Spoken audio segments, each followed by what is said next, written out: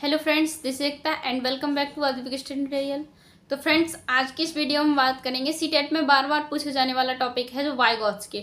इससे 5-6 क्वेश्चन आराम से आते हैं सीटेट के एग्जाम में। तो आप 5 मिनट में इस टॉपिक को पूरा कंप्लीट करेंगे। इसके बाद आपको कोई भी वीडियो देखने की जरूरत नहीं पड़ेगी वाइगॉट्स की के बारे में। ठीक है फ्रेंड्स, अगर आप मेरे चैनल पर नए हैं तो चैनल को सब्सक्राइब कर लेना। चलिए स्टार्ट करते हैं। देखिए, जो वाइगॉट्स्की थे वो सामाजिक रचनावादी थे। वाइगॉट्स्की सामाजिक रचनावादी थे। ठीक है, तो इन्होंने बताया कि जो बच्चा है वो समाज इन 3 चीज़ों से इंटरेक्ट करके सीखता है। समाज, भाषा और संस्कृति। ठीक है, समाज, भाषा और संस्कृति, इन 3 चीज़ों से बच्चा जो है इंटरेक्ट करके सीखता है। सोशल से, लैंग्वेज से और कल्चर से, इन तीनों चीज़ों से जो बच्चा है वो अंतःक्रिया करके चीज़ों को सीखता है। तो जो इसमें बच्चा इन्होंने क्या बताया कि बच्चा जो है यहाँ पर सक्रिय रहता है। वाइगॉट्स्की ने बताया कि बच्चा सक्रिय होता है, एक्टिव होता है। बच्चा समाज से, संस्कृति से और भाषा से इन चीज़ों को इंटरेक्ट करके सीखता है। जो बच्चा है, इन्होंने बताया कि बच्चा जो है ज्ञान का निर्माण स्वयं करता है।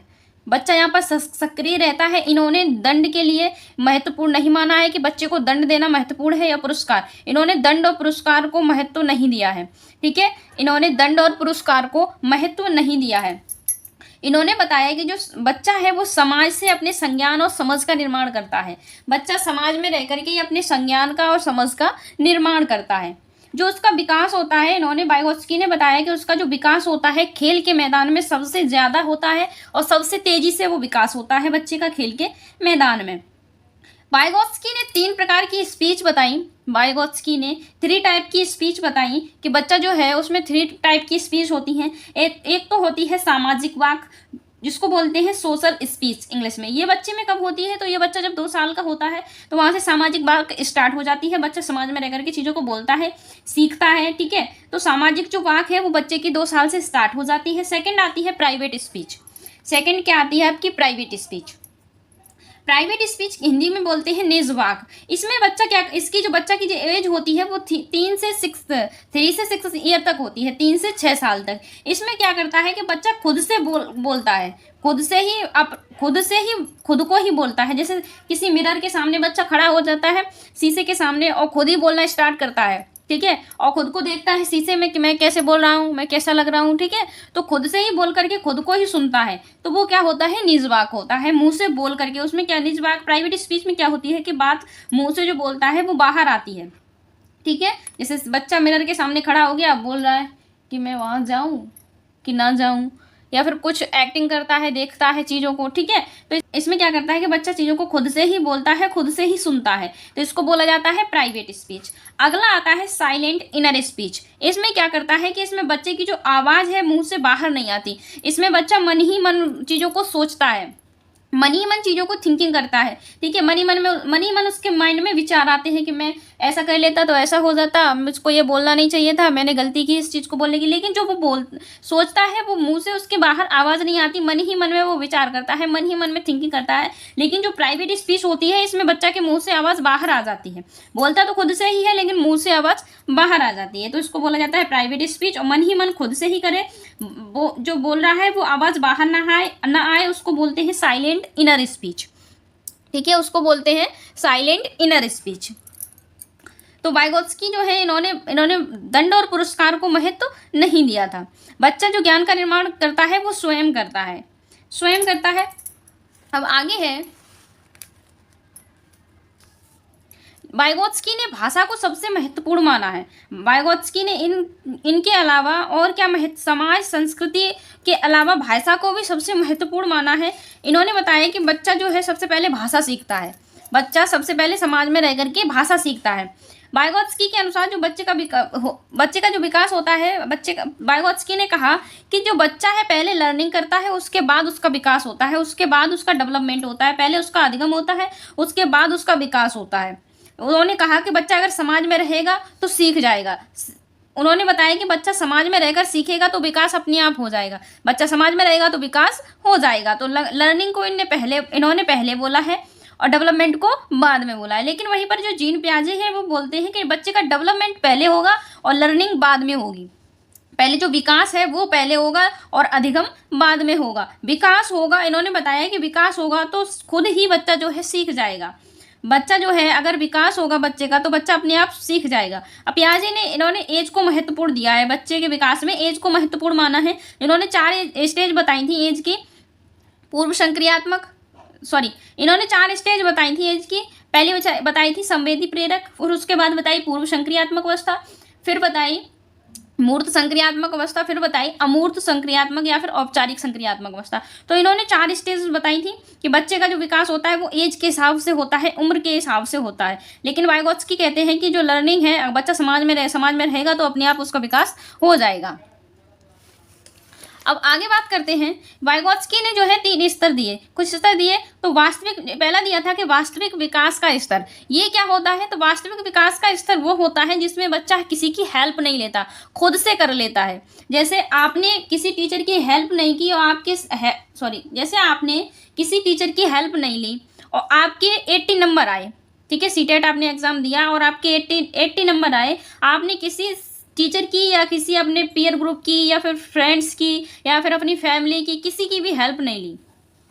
इसमें बच्चा समाज, भाषा, संस्कृति के अलावा अपने सहपाठी से भी इंटरेक्ट करता है, अपने दोस्त, मित्र, परिवार, ठीक है, इन सब से भी बच्चा सीखता है। तो वास्तविक विकास का स्तर क्या होता है कि बिना हेल्प लिए उस स्तर तक पहुंच जाना। आपने सीटेट में 80 अंक प्राप्त किए बिना किसी हेल्प की, बिना किसी के मदद के, तो ये आपका क्या है? वास्तविक विकास का स्तर है। आप वास्तविक विकास का स्तर, ठीक है। और दूसरा होता है संभावित विकास का स्तर, जहां तक आप संभावना है कि आप यहां तक पहुंच सकते हो, तो वो होता है आपका संभावित विकास का स्तर। अब देखिए, आपने जो हेल्प नहीं ली तब आए आपके 80 नंबर, ठीक है, आप फेल हो गए। आपको चाहिए होते हैं 90 नंबर सीटेट में, तो फेल हो गए। तो आपने क्या किया कि आपने सोचा कि मुझे अब किसी टीचर की हेल्प लेनी पड़ेगी, तो आपने किसी टीचर की हेल्प ली या फिर अपनी फैमिली की या फिर अपने पीयर ग्रुप की, सहपाठियों की, अपने दोस्त, फ्रेंड्स, किसी की भी हेल्प ली और आप क्या हुए, सीटेट में आपने फिर से एग्जाम दिया तो आपके 90 नंबर आ गए। तो आप पहले आए थे आपके 80, फिर दोबारा जब आपने हेल्प ली तो आपके कितने आ गए? 90 नंबर आ गए। तो ये आपका क्या था? संभावित विकास का स्तर। ये क्या हो गया? यहाँ तक आप संभावित था, आप यहाँ पहुंच सकते थे, तो ये आपका हो गया संभावित विकास का स्तर, ठीक है।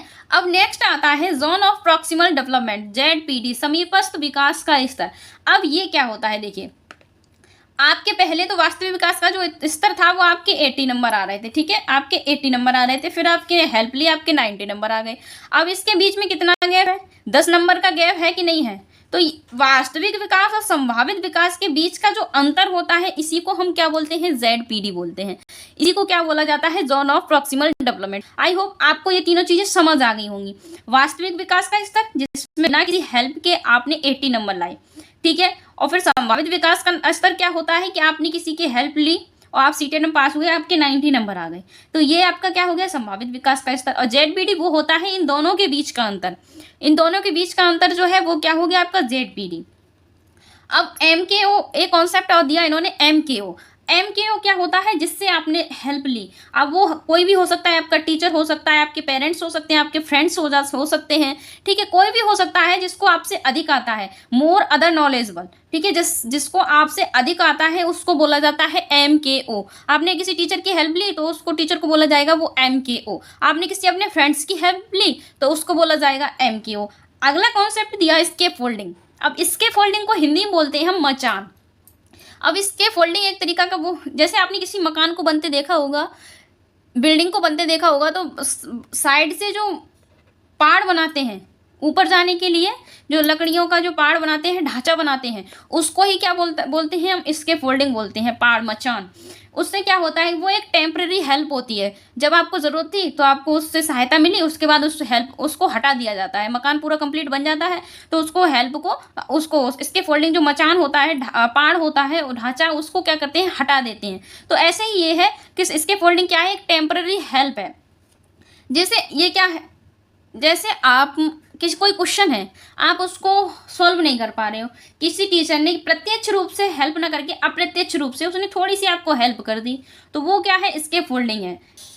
जैसे आप कोई दीवार है, उस पर ऊपर चढ़ना चाहते हैं और आप चढ़ नहीं पा रहे हैं, और वहां पर कोई खड़ा है, कोई व्यक्ति, उसने क्या आपको बताया कि ये सीढ़ी रखी है, इसको रख लो, ऊपर चढ़ जाओ, तो उसने क्या, और वो वहां से चला गया। अब जो व्यक्ति था, जिसको अब वो वहां से चला गया तो वो क्या किया कि ऊपर चढ़ गया। उसने क्या किया कि उसकी प्रत्यक्ष रूप से हेल्प नहीं की, अप्रत्यक्ष रूप से उसको थोड़ी सी अल्पकालिक कुछ समय के लिए उसको बस सुझाव दे दिया कि आप इसको सीढ़ी को रख करके ऊपर चढ़ सकते हो। तो वो क्या है, इसके फोल्डिंग है। वो क्या है, इसके फोल्डिंग है। जब वो चढ़ गया तो सीढ़ी को क्या कर लिया गया, हटा लिया गया। तो यही क्या है, आपकी इसके फोल्डिंग है। ठीक है, यही क्या है, आपकी इसके फोल्डिंग है। अब इसको एक यहाँ सरल भाषा में समझते हैं हम, ZPD इसके फोल्डिंग सब चीज़ों को। देखिए, आप एक स्टूडेंट हो, आप सीटेट का एग्जाम दे रहे हो, आप अपनी मेहनत से 80 नंबर ला पा रहे हो एग्जाम में। ठीक है, अपनी मेहनत से 80 नंबर ला पा रहे हो और फेल हो जा रहे हो। फिर आपने क्या किया कि आपने किसी टीचर की हेल्प ली। फिर आपने क्या किया कि आपने किसी टीचर की हेल्प ली और आपने 90 नंबर ले आए।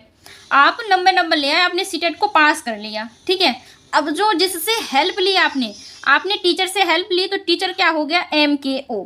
टीचर क्या हो गया, MKO हो गया। और ZPD क्या हो गई, अब जो 80 नंबर आपके खुद से आए अपनी मेहनत से, उसके बाद जो आपने सहायता ली किसी की, उसके बाद 90 नंबर आया। अब इसके और इसके बीच का जो गैप है 10 नंबर वाला, यही क्या है, यही आपकी ZPD है। यही आपकी ZPD है।